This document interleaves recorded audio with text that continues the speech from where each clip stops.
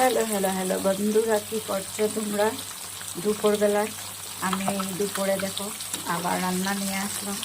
আজকের রান্না কি জানো করছি? এই গড়ি নিয়ে এসেছিল জাপানি মাছ, ওই যে গোল্ডেন কালারের থাকে না, ওই জাপানি মাছগুলো নিয়ে এসেছে। তা আমি জাপানি মাছ আজকে একটু বানিয়ে নেবো, আলু আর বেগুন দিয়েছি, একটা পাতলা করে ঝোল বানিয়ে নেবো। আর এদিকে দেখো ছেলে তো মাছ খায় না, কি করবো, আর এক দিকটারই ওর জন্য বানিয়ে